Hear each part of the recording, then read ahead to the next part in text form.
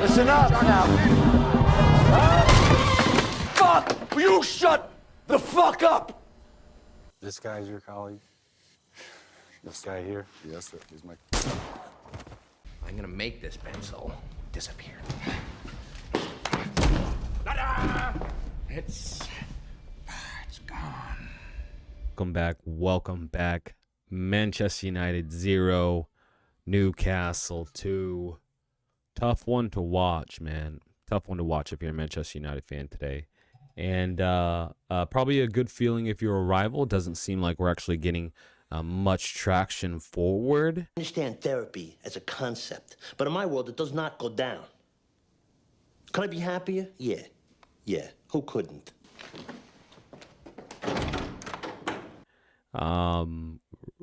Today really felt like a reset as far as, you know, the players playing for him. The style's just not working and they're not really up to it. And maybe, you know, it is time to go for something more basic, but he seems like the manager that's not really that type of guy.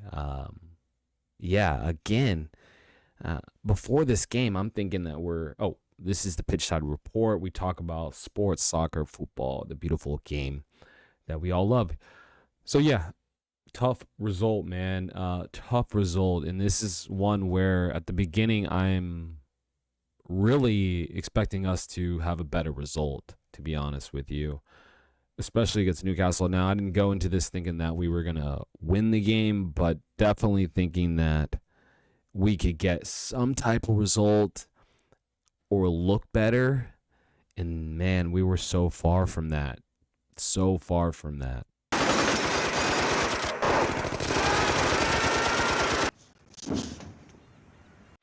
And this one, from the get-go, it didn't look like we were really in it. I mean, from the get-go, we concede with the first cross that comes into the box. Lisandro Martinez, the guy, I liked his tenacity. I like how aggressive he is. He is just not it's like exactly what many people called, which was his size is going to be a factor, especially in a league like this. I mean, if you're the opposing manager, like for Newcastle, you're just telling all your tall defenders, okay, when you get up against Lisandro, cross it in. That's it. Every time, cross it into whoever Lisandro's jumping against. And even if he times it right, he's just not going to have a chance. And, I just feel like it's time to really make some changes, man. It's like every week there is a layer of players that show themselves that they're just not there, man. And I'm not even talking about Xerxes. I really think that in this situation, it's unfortunate. I think Amorim got it wrong from the get-go with the lineup.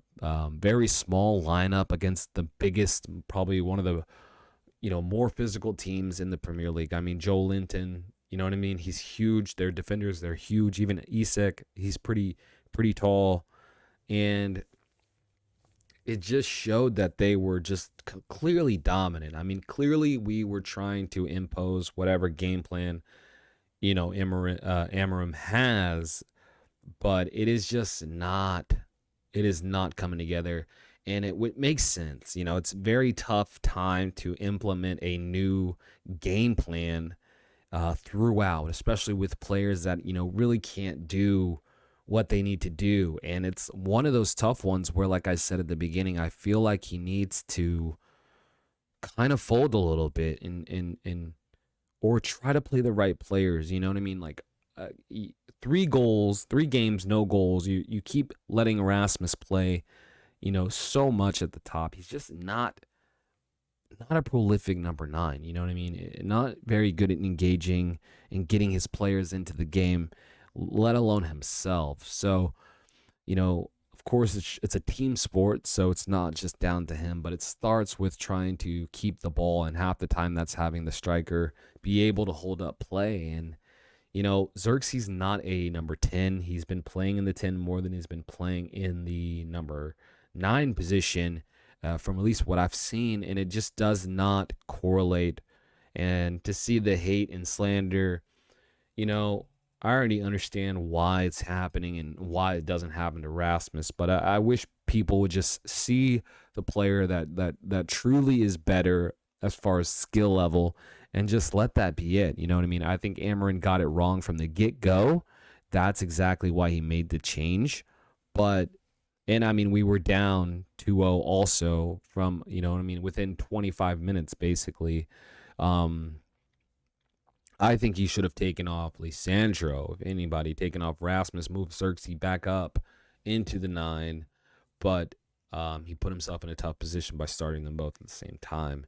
Even then, you know, the midfield didn't show like they were really about it either. And it's such a tough one because where has Cass been? Cass, Eriksson, they haven't been playing games. We already know Eriksson just doesn't have the legs to truly put in a strong effort against a team that's going to push you and push the pace and has a strong midfield as well. As far as they know what they're doing. Eddie Howe, we already know how he coaches. We know how they play. They know how they play. It's like clockwork. So they devoured the midfield. Come on, fuckos, let's go for a ride. Keep them up all night. And, yeah, it just never looked like we really were going to score, right? Especially that first half. It did not look like, you know, at any point we were going to grab a hold of anything. And it's just a tough one, man. It's a tough one because where do we go from here? You can't get rid of 10 players in the January window. Like maybe you can get rid of 4 and get rid of 5 in the summer window, but the way it's looking, I'm not Amorim out, but the media will turn on him if the results continue this way, because we already know as Manchester United fans, when Manchester United's playing like shit, they love to talk about it because they love to talk about it anyways. But when it's negative, you know, it pushes out more. It gravitates more towards audience. You know how YouTube pushes negativity to a degree. You know what I'm saying? Like, and it's gonna devour. It's gonna devour him. And no, they expect one of us in the wreckage, brother. Have we started the fire? Yes, the fire rises. yeah, he's got to. He's got to play the players that really deserve to play, you know what I mean, and just take a full-on risk. You know, he's trying to implement these new things with players that just don't have the capability to do so, and it begins with a lot of things. I mean, the wingback position, Mazraoui looked really, really good under Ten Hag, and I did not care for Ten Hag's style. And now he looks mid, but that's, like I said, he's playing a position that he's not truly comfortable with against other teams where they're comfortable playing. Same with Dalot. Dalot is probably one of our best players half the time, and he just doesn't look anything like himself. He's just not that opposing as far as offensively. And neither is Mazraoui, especially in the wingback position. And nothing's changing, right? These same things are happening. He's kind of destroying himself, hoping that it clicks, but it isn't clicking. And I don't think it's possible for us to get rid of 10 players in one window. You know what I mean? From what we've seen, how we do business in the past. Of course, I'm not doing business there. I'm just saying, like, it's not like we're over here getting rid of 5 players and bringing in 5 players like Chelsea. You know what I mean? Or moving crazy like Nottingham Forest when they came up and got all those players. Like, we're holding on to players, paying players that don't deserve to be paid. And, you know, if it continues this way, it's going to be his own dang downfall. And you know, he's not going to have anybody else to blame but himself, you know.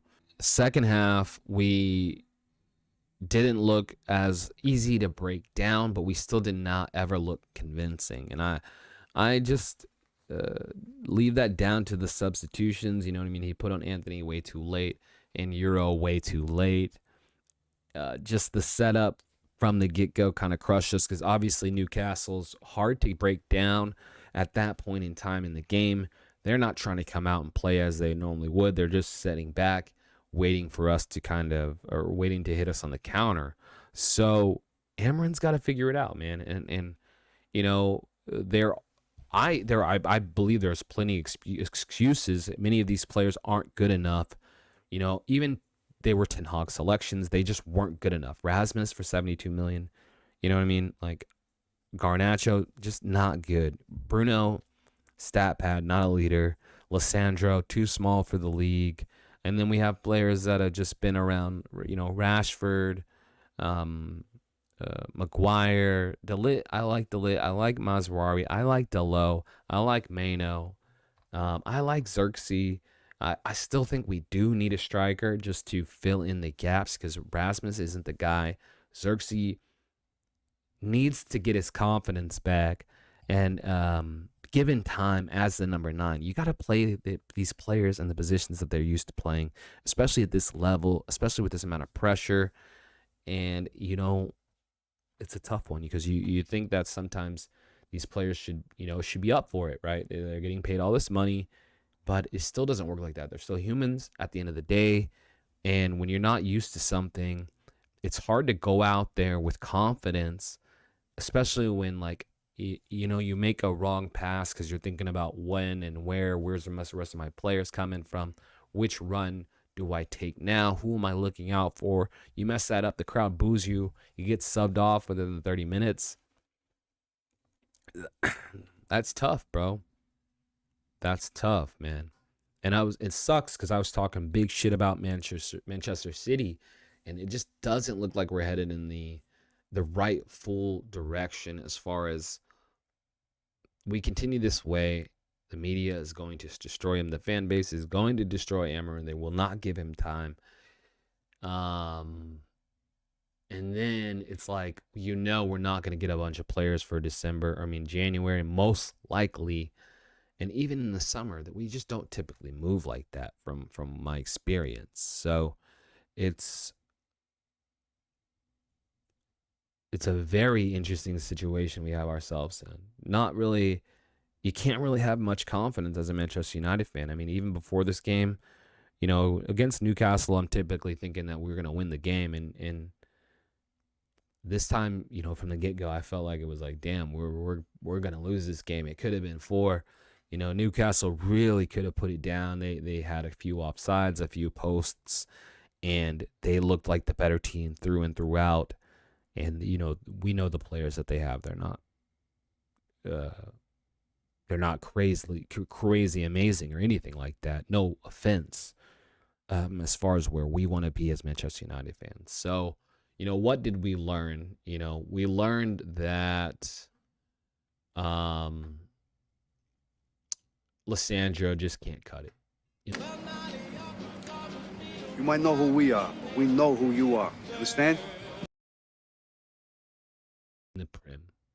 I like the guy. I like this style, but not good offensively, short, terrible in the air, and half the time we're getting corners. How many goals have we conceded through set pieces? I'm not saying it's all his fault. I'm just saying, you know what I mean? We need to get some big bodies in there, aggressive center halves that are used to the league or used to this type of pressure. Rasmus, I don't think he should be playing 90 minutes. I really think Xerxes should be the starting 9, given the opportunity. I don't think it's going to happen based on how we've been treating these types of players in the past. Look at Fred, look at Sancho, Martial, Pogba. We pretty much push these players out pretty quickly if they're not up to speed where we want them to be in the positions that they do not play in most cases, right? So it's daunting. It's daunting. At this point, I would not be surprised if you see Xerxes leave in January, just based on that.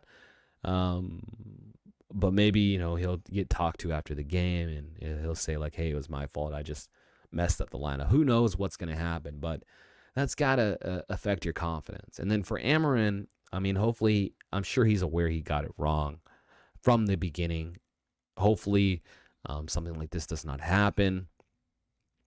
Hopefully we can cut the Xerxes slander and I don't know, man. Try to get the right players because the ones that we have right now aren't good enough for the task. The ones that we're relying on aren't good enough for the task. The Garnachos, the Rashfords, the Brunos, the Lissandros, who am I missing, man? I already said Rasmus. Rashfords. You know what I mean? We can get rid of these guys, fill in this team with some better players that know Amorim style, and really try to do something. Because if we don't, man, I don't think we're going to get relegated. But, dude, it's just like, it isn't enjoyable to be a Manchester United fan. A lot of the content like this is for years has been disappointing because it's been disappointing for years. And if you don't think so, I won't say you're not a true fan, but I don't understand where you want us to be. And I don't understand why you're watching sports, because we watch the team that we like because, you know, we like to win, right? I understand at other times, you know, you live where you live, but I don't live in England, okay? So I supported Manchester United since I was like 10. Fortunate we were good when I was growing up, but man, bro, for the last 10 years we've been shit, and it's so disappointing. And hopefully it can turn around. I feel like Amorim still is the guy that can possibly do it. All the players, I think Ahmad and Maino, when he came on, played pretty good. But majority of the rest just did not play that well. I give Maguire the benefit of the doubt because I don't have that too high of expectations for him. But still, man, there's got to be some leadership. There's got to be some accountability from the top down. And we got to try to be the best we can possibly be, because right now Manchester United is just nowhere there. But, you know, if you made it this far, I really appreciate it. Let me know what you think in the comments. You think I'm crazy? What do you think we need? Do you think that we can get that many players in January? Because I personally don't, but, you know, we shall see. January is about to begin. If you're feeling the vibe, subscribe. And the goal was to make it to 100 subscribers before the end of the year. Didn't make that, so it's all good. 100 subscribers within the next 6 months is my next goal. So I'm going to push for that. So like I said, leave a comment. Let me know your thoughts. Leave a like. That helps the channel grow. And you guys have a happy new year, okay? Appreciate it. And I will catch you on the next Pitch Side Report. Later.